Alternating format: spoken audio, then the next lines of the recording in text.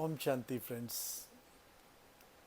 एक बार एक बुढ़िया अपने लाठी टिकाते हुए धीरे धीरे मंदिर में गई और भगवान के सामने बहुत उदास होकर रोने लगी और भगवान से प्रार्थना करने लगी कि हे भगवान, मेरा जीवन ये किस काम का है, मुझे तो उठा ले।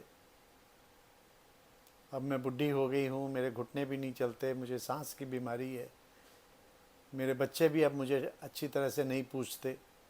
ऐसा जीवन किस काम का है, मुझे उठा ले।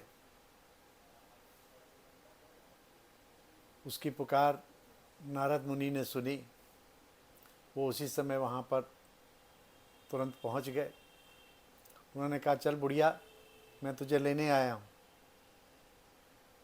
बुढ़िया कहने लगी, कौन है तू?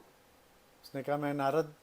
तू कह रही थी ना अबे मुझे नहीं जीना, मेरा जीने का मन नहीं करता, मुझे उठा ले, मैं तुझे लेने आया हूँ।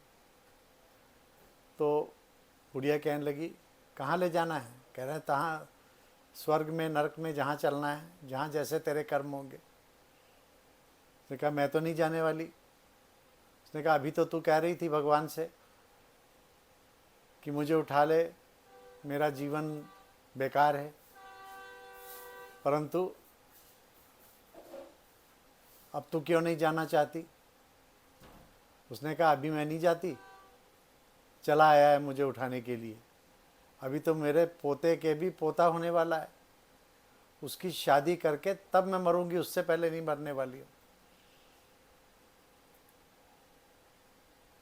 नारद कहने लगा, मैं तो तुझे ले जाना ही है, ले जाना है, तेरी इच्छा जरूर पूरी करूँगा, जाना तो तुझे पड़ेगा।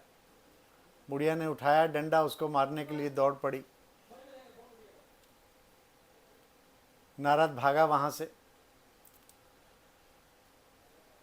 दोस्तों, हमारा जीवन भी कैसा है, कितना मोह है हमें अपने जीवन से, जबकि हम जानते हैं कि मृत्यु ही सबसे बड़ा सच है। कहते हैं, मरना सच है, जीना झूठ। लेकिन हमें इतना मोह है, हम मरने से इतना डरते हैं। जीवन हमें इतना प्यारा है।